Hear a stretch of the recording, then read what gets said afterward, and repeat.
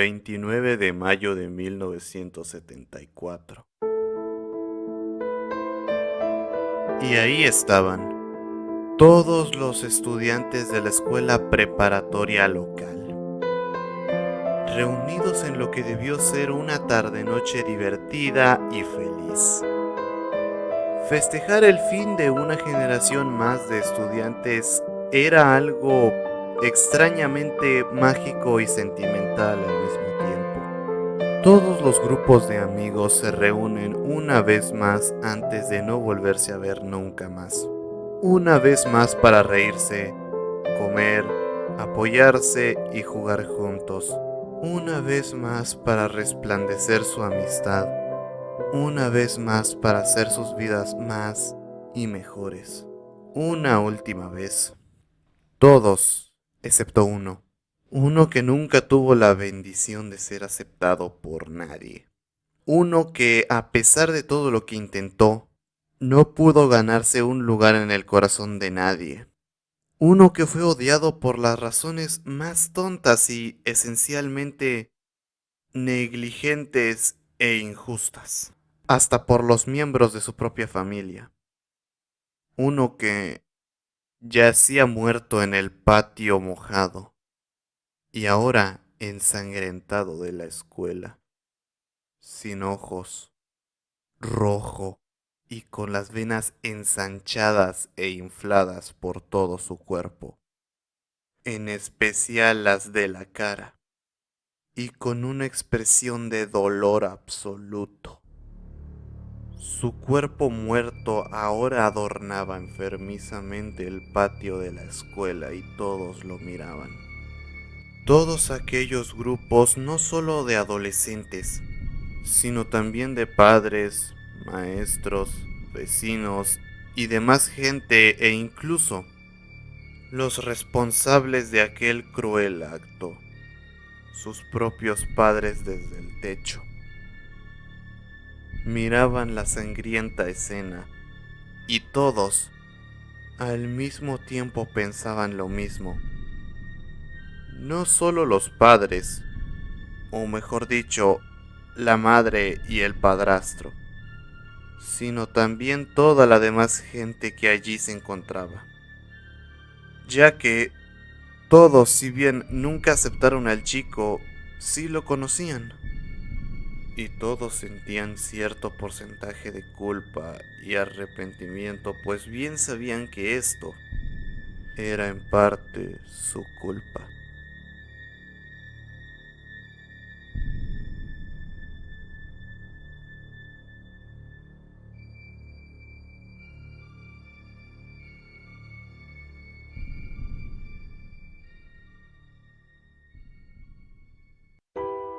El día que nació fue un 29 de mayo de 1957, en un parto natural y aparentemente normal. Su madre, Verónica Pérez, pasó el primer tercio de sus 18 años embarazada de ese niño. Sin embargo, ese cariño que le tuvo al infante se fue degradando con el tiempo. Ella durante los primeros años fue una madre atenta y hasta cariñosa, siempre cuidando y protegiendo a su hijo con mucho amor. Tuvo la suerte de quedar embarazada durante su último año de preparatoria y así no tener que dejar la escuela para poder entrar a trabajar de manera más apropiada. Trabajó de cocinera en un restaurante, cajera de supermercado, empaquetadora en una fábrica e incluso en el empleo más antiguo del mundo, la prostitución. Su belleza no se fue junto con su partida de la preparatoria ni con la llegada de su labor de madre. Y a pesar de estar poniendo en riesgo su salud, todo era con tal de alimentar y cuidar a su pequeño. No importaba el dolor, no importaba la humillación, no importaba lo que dijera su padre. Y hablando de padres, fue precisamente en ese oficio tan desagradable que tomó donde conoció al que a futuro se convertiría en la figura paterna de su hijo. Se llamaba William, un joven millonario, hijo del dueño de una petrolera mexicana. El hombre se encontraba por cuestiones de trabajo en México. Era un mestizo entre mexicano y estadounidense. Eso, junto con su estatus social, lo hacían alguien perfeccionista. Algo de lo que el niño se enteró rápidamente cuando ese hombre empezó a ejercer la labor de padre, siendo estricto y disciplinado con él. Durante los primeros años, esto funcionó. El pequeño, durante toda su faceta por la primaria, fue el número 1 de su clase. Esto trajo gran felicidad a su hogar. Con esta nueva familia funcional y exitosa, el abuelo ya no veía a Verónica con desprecio y como un desperdicio de juventud. Ella se había vuelto a ganar su respeto. Sin embargo, los padres de William no estaban tan felices. Ellos estaban indignados de que su hijo estuviese con una puta zorra que daba sus servicios en la esquina, como ellos la llamaban. Esto era algo que afectaba mucho a William, lo que hizo que se decidiera a que su hijo tuviera más éxito, con la esperanza de que sus padres lo notaran. Cuando el niño entró a la secundaria, empezó una faceta de su vida que a él le encantaba. No solo iba a tener serias clases de educación física con más deportes para destacar, sino también es en esta época de su vida cuando más sociable se volvió con la gente. Empezó a hacer sus primeras amistades profundas y verdaderas. Amigos con los que se veía después de la escuela tanto en su casa como en las casas de ellos, y también en otros lugares de la ciudad. Sin embargo, había alguien a quien no le gustaba esto, a su padrastro. Él, siendo la persona que era, tan pronto se enteró que las calificaciones de su hijo empezaron a bajar, empezó a prohibirle a su hijo salir con sus amigos. Y aunque su hijo lo obedeció en un primer momento, después le empezó a doler alejarse de sus amigos, mismos que argumentaban: no estamos haciendo nada malo, solo queremos divertirnos. Solo será un momento, no pasa nada. Dale, si no, ahora cuándo. Y con el tiempo fue haciéndoles caso. Sin embargo, su padre no iba a permitir que su hijo, o mejor dicho, su boleto hacia la aceptación de sus padres, se arruinara. Así que se decidió. Un día, sin consultarlo con su esposa ni nada, agarró un cinturón, la última boleta de calificaciones que le habían entregado llena de número 6, y con una furia exagerada empezó a golpearlo y a gritarle. Esto se repitió así por 6 meses, meses en los cuales ese pobre niño era apaleado al menos 2 veces por semana. A los ojos del infante, que ya no era tan infante sino ya un joven de 14 años, la furia de su padre era aterradora. ¿Por qué? ¿Por qué? Era todo lo que podía pensar en esas noches de desvelo, llorando en su almohada. La época de secundaria y la época de preparatoria fueron muy diferentes una de la otra. Mientras que en la primera el joven era popular y la adoración de sus padres y maestros, en la preparatoria fue el chico raro y callado del salón que sacaba el promedio mínimo, cuyos padres siempre batallaban con él en la casa, tanto con él como entre ellos. Y es que no solo estaba el asunto de las calificaciones, sino también la madre no estaba en absoluto de acuerdo con la actitud que su marido tomó desde hace un tiempo. Sobra decir que la madre en varias ocasiones pensó en el divorcio, sin embargo, le daba miedo decepcionar a su padre y meter en aún más problemas a su hijo. Por tal motivo, siempre trató de ocultar las veces en que, en una discusión con su esposo, fue más allá de simples palabras, diciendo que se golpeaba o quemaba sin querer mientras cocinaba, para que ni su hijo ni su familia sospecharan nada. Esto era feo para el joven. Sin embargo, sentía que no podía hacer casi nada para remediarlo. Por lo mismo, simplemente decidió tratar de ignorar los problemas que tenía en su casa y decidió intentar cambiar su reputación en la escuela. Empezó a intentar integrarse a ese colectivo de adolescentes para conseguir hacer algunos amigos, para intentar conseguir una distracción, para intentar conseguir una razón para seguir esforzándose a pesar de lo difícil que fuera ahora las materias, y aguantar a su prácticamente diabólico padre para conseguir una razón para vivir. Otra vez. En su cabeza se imaginaba a sí mismo en un partido de fútbol, siendo aclamado por la multitud, con todos gritando su nombre, después de ganar un partido, con sus nuevos amigos deportistas abrazándolo y gritando de emoción, solo para después ir a festejar su victoria a una fiesta por la noche, donde lo esperaban todos sus amigos y familiares ahí.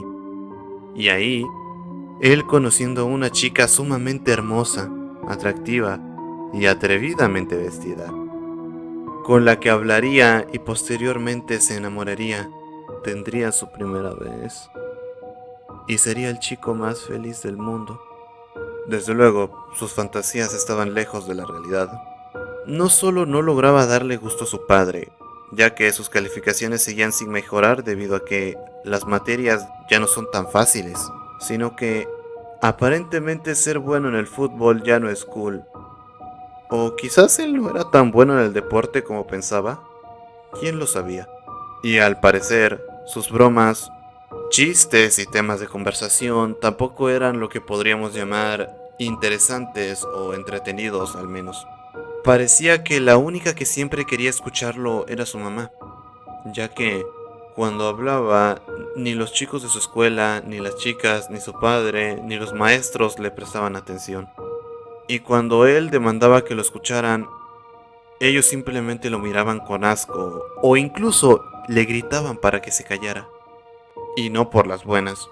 Esto hizo que, con el tiempo, él dejara de intentar integrarse. Y de hecho, todos esos intentos por hacerlo hicieron que se ganara unos bullies personales que todos los días, sin excepción, le dieran zapes en la cabeza, burlas, lo empujaban, lo golpeaban y hasta lo aventaban al piso y se golpeaba. Uno de cada uno todos los días.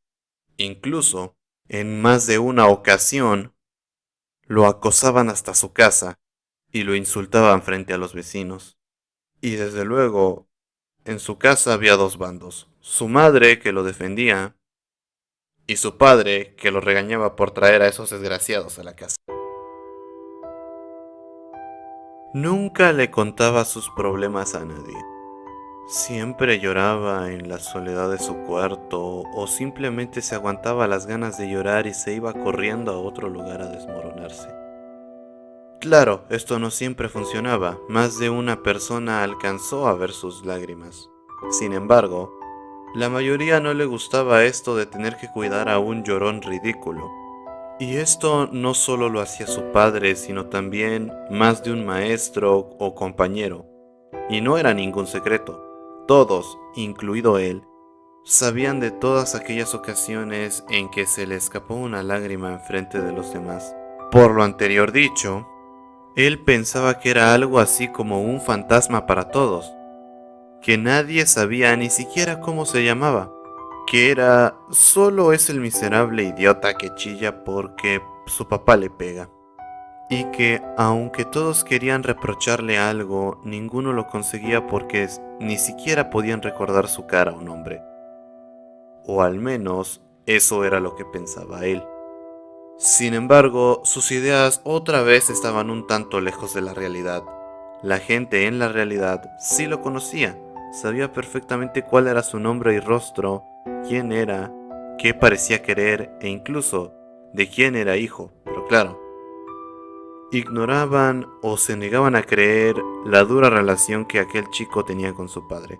Pensaban, o más bien, se obligaban a sí mismos a pensar que el joven solo estaba exagerando los regaños y llamadas de atención típicas de un padre hacia su hijo por bajas notas. Y la perspectiva de ese chico iba a estar aún más cerrada después de que su padre lo obligase a buscar un empleo de media jornada cuando iba en el segundo año de la preparatoria. Y ahora casi todo mundo lo veía atendiendo aquella panadería del centro de la ciudad, con esa cara de zombie que hacía pensar a todos los clientes que ese tipo en serio no disfrutaba estar ahí. Y la opinión colectiva de esas personas no estaba equivocada. Él odiaba trabajar ahí. Él lo único que hacía era hacerse el tonto en aquel establecimiento y seguir pensando su siguiente paso para volverse la nueva sensación de la sociedad adolescente.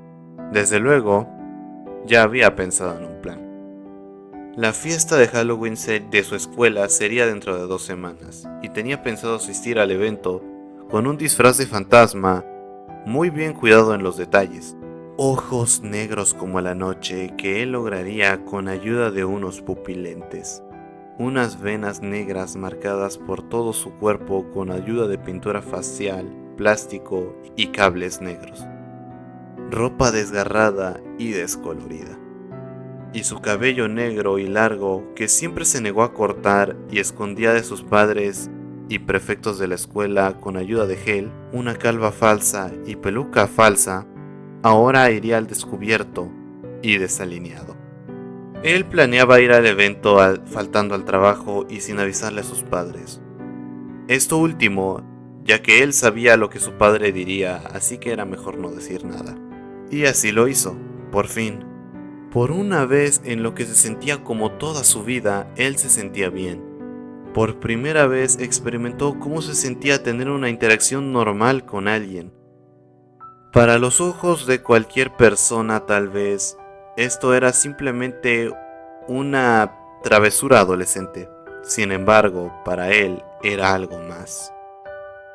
Todo el dolor, toda la tristeza, toda la rabia reprimida, la impotencia de saber que su madre estaba siendo abusada y no poder hacer nada para ayudarla, todo eso que tanto corroía su ser, por un momento dejó de existir y simplemente se divirtió en aquella fiesta.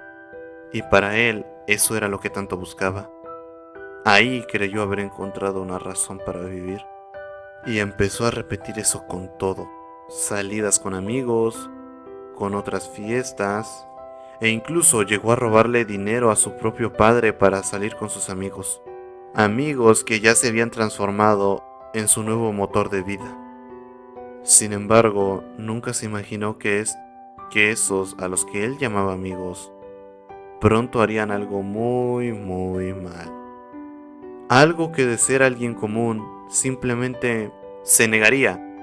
Pero para el protagonista de esta desgracia, fue una cruel trampa para oficialmente terminar de quebrar su mente y vida y el inicio de su otra vida. Cierto día, él, como era costumbre, se juntaba con sus amigos y estos le dijeron que le tenían una sorpresa. Acto seguido, lo llevaron a un lugar apartado un poco alejado de la urbanización de la ciudad. Ahí, en medio del campo boscoso y cubierto por sombras, le enseñaron un cigarro de marihuana hecho con papel.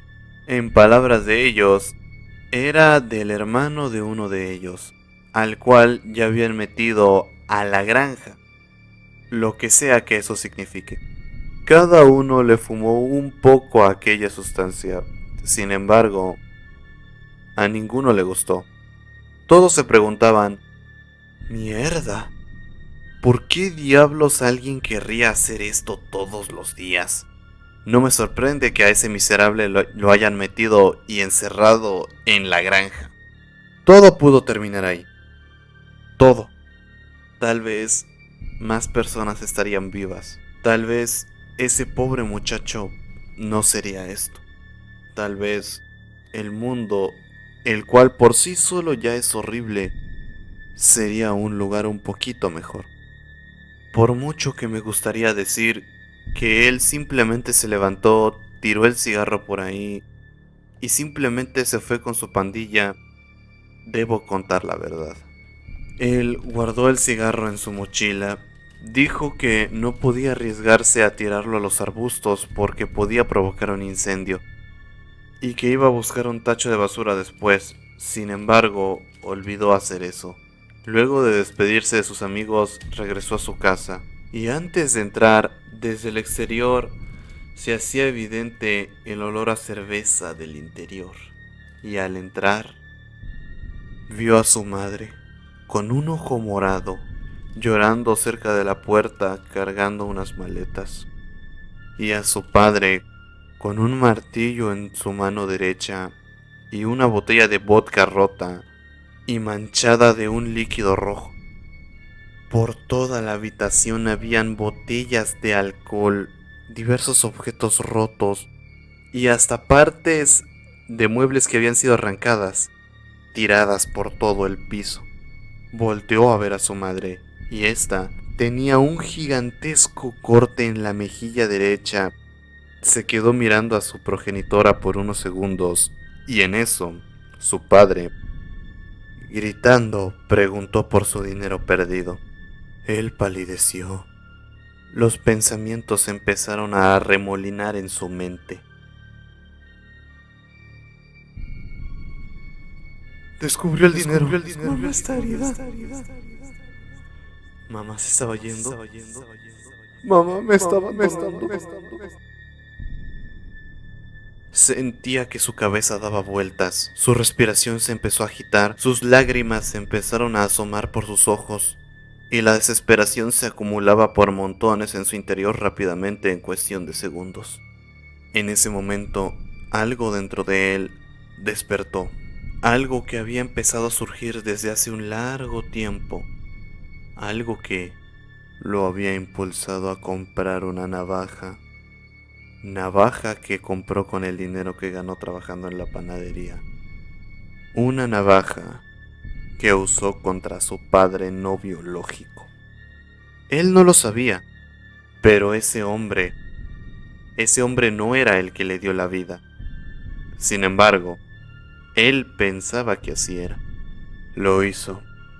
William simplemente estaba demasiado ebrio como para evitar los cortes, demasiado ebrio como para tener la rapidez para atrapar las extremidades de su hijo, demasiado ebrio como para mantenerse en pie para defenderse, y antes de que siquiera pudiera razonar algo coherente, antes de poder tratar de hacer algo a pesar del dolor, él ya estaba en el suelo, sangrando de múltiples partes, y mirar sus heridas no mejoró las cosas. Notó como ese niño que durante más de 16 años se encargó de cuidar y educar, ahora le había quitado trozos de su carne, y de hecho, uno de ellos se lo había llevado a la boca, y lo estaba masticando como si fuera un simple bocadillo, mientras ponía una sonrisa casi demoníaca, para acto seguido apuntarlo con la navaja y decir: ahora, te voy a arrancar los ojos. En breve, el mundo de William se volvió oscuro, y por un segundo pensó que ya sería su hora de ser abrazado por la fría y densa muerte. Sin embargo, se despertó en la camilla de un hospital, lleno de vendajes y con un suero en el brazo.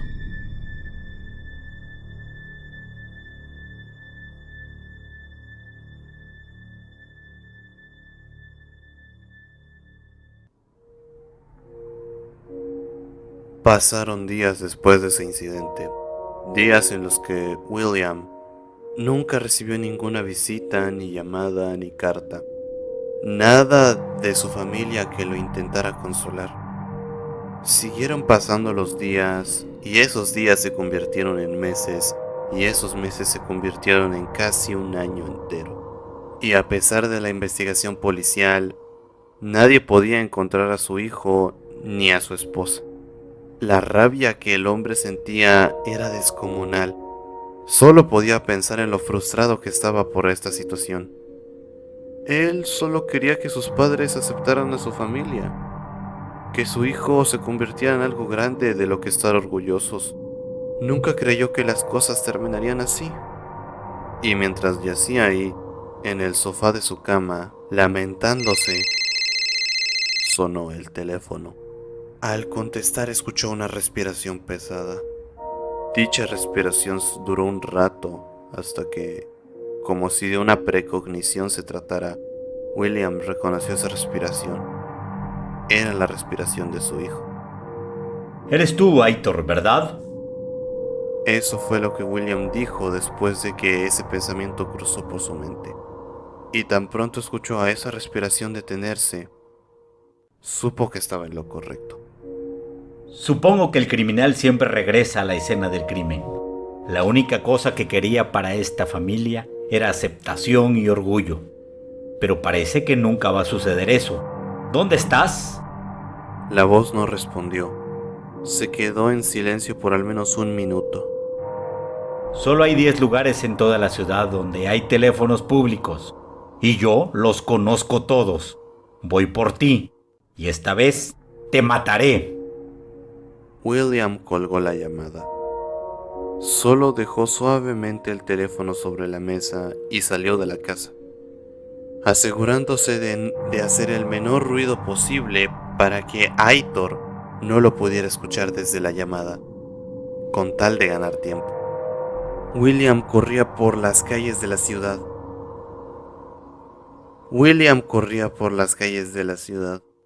La plaza comercial, el parque del centro, el parque cerca del bosque, el patio del centro comercial, afuera de 3 bares y cantinas diferentes, e incluso en el estacionamiento del hospital. Sin embargo, no había ni la más mínima señal de su hijo por ningún lado. Derrotado, se resignó a regresar no a su casa, sino a la cantina de siempre. Consiguió que le fiaran otra botella de ginebra y desde que puso un pie en la calle, comenzó a beber poco a poco, y el atardecer iba haciéndose presente, y luego de caminar por un buen rato, se encontró con una banda de jóvenes muy familiar. Los conocía, eran amigos de su hijo. Ellos al verlo, solo se miraron entre sí y apresuraron el paso hacia la escuela. En ese momento, William comenzó a caminar y de la manera más discreta que pudo, los empezó a seguir. Los pensamientos se empezaban a acumular dentro de su cabeza. Con todo lo que había pasado, se había olvidado por completo del ciclo escolar de la escuela de su hijo. Recordó que ya era finales de julio y por ende, si hipotéticamente su hijo aún estuviera en la escuela, hoy sería su fiesta de fin de año. Y si había alguien que podía tener una pista de dónde estaba Aitor, eran sus amigos. Más temprano que tarde, llegó. La escuela estaba llena de bullicio por la fiesta, así que no tuvo que preocuparse por ser visto. Pudo entrar mezclado en la multitud.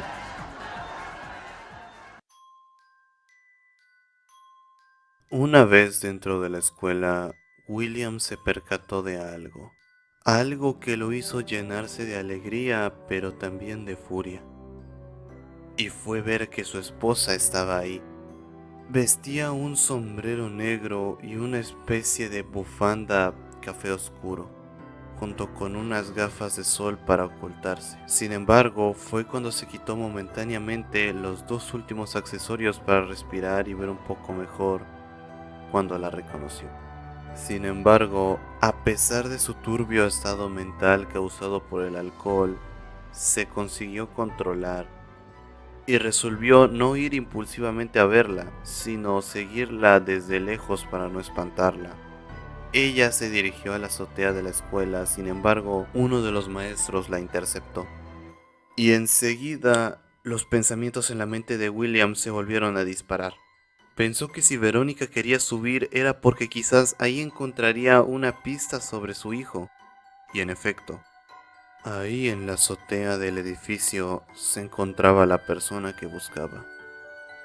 Estaba de rodillas en el piso, tapándose la cara con las manos y aparentemente sollozando.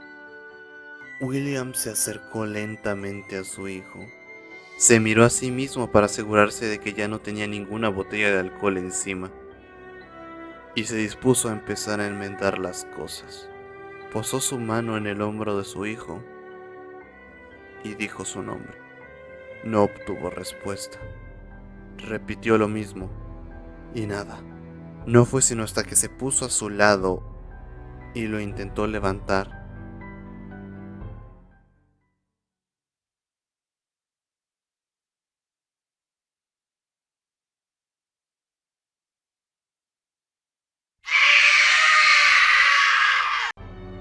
que se sobreexaltó con un grito de Aitor, el cual sacó rápidamente sus manos de su rostro y reveló sus dos cuencas oculares vacías.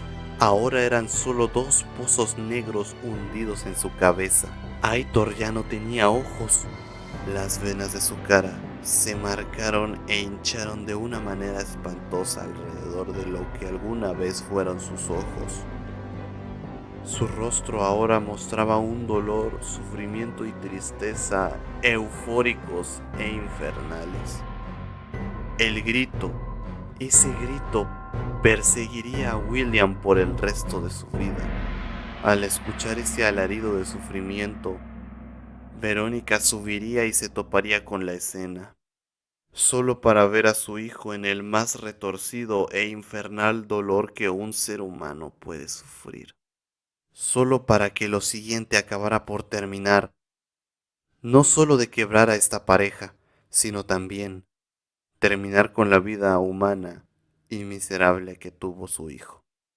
Aitor, a pesar de estar ciego, tuvo una reacción, como si estuviera viendo algo que lo aterraba, algo que estaba frente a él y que le impulsó a empezar a caminar hacia atrás.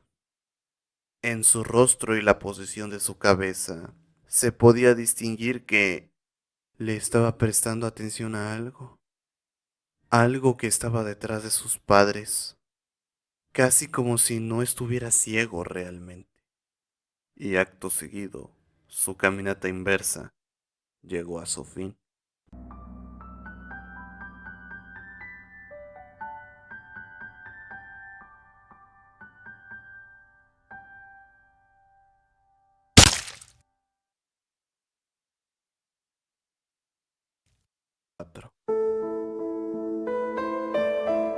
Y ahí estaban todos los estudiantes de la escuela preparatoria local, reunidos en lo que debió ser una tarde-noche divertida y feliz.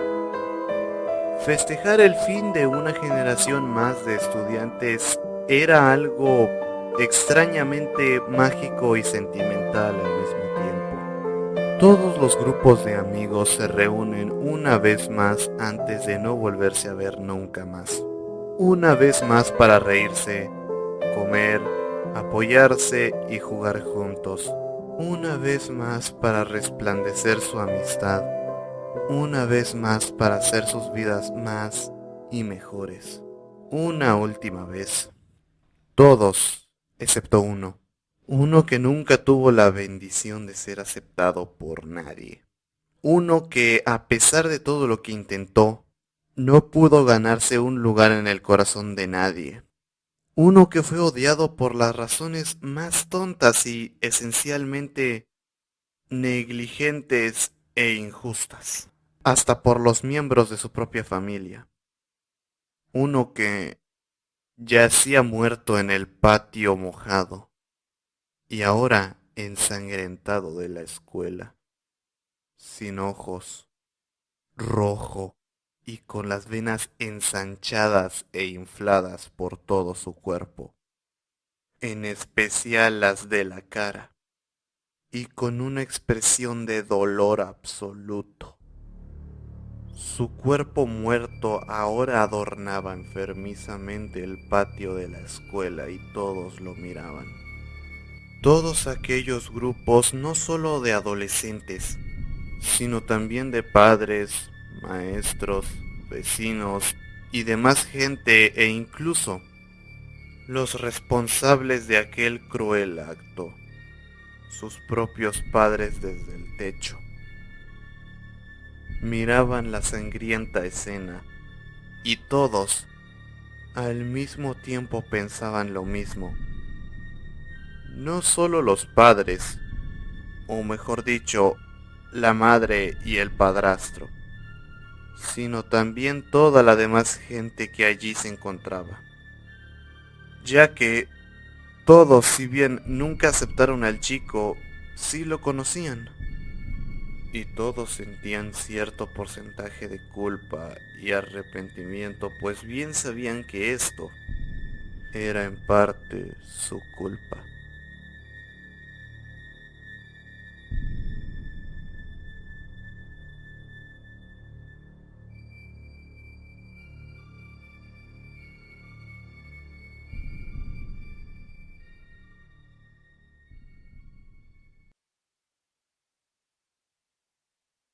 Y eso no era lo peor. Lo peor apenas iniciaba.